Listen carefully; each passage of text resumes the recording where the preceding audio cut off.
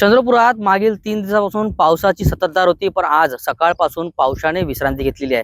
पावसाने विश्रांती घेतली असली तरी चंद्रपूरचे जवळपास 16 महामार्ग, राज्यमार्ग, राष्ट्रीय मार्ग हे बंद आहेत आणि त्याच्यामुळे मोठी वाहतुकीला अडचण निर्माण झालेली आहे. हा जो मार्ग आहे तो भोयगाव मार्ग आहे, जो भोयगाव गडचंद्र मार्ग आहे. तो मार्गातील जे सिमेंट वाहतूक आणि इतर ट्रान्सपोर्ट या मार्गातून होतो.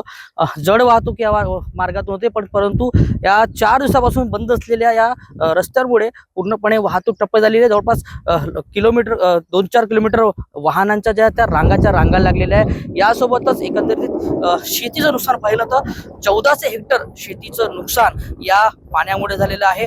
सध्या पाऊस नसला तरी पूर परिस्थिती निर्माण झालेली आहे आणि यासोबतच जवळपास 4000 शेतकरी या पाण्यामुळे बाधित झालेले आहे. या शेतीचे पंचनामे सुरू झालेले आहे. सध्या तरी जे आकडे आलेले आहेत त्या आकड्यानुसार पुढे जे नुकसान आहे त्याचा आकडे जिल्हाधिकाऱ्यांमार्फत करण्यात येणार आहे. यासोबतच प्रशासन जो आहे तो अलर्ट मोडवर आहे आणि सध्या तरी पावसाने विश्रांती घेतली तरी पुढे काही तासामध्ये पाऊस जर आला तर पुन्हा एक मोठी समस्या निर्माण होऊ शकते. हैदर शेख, न्यूज 18 लोकमत, चंद्रपूर.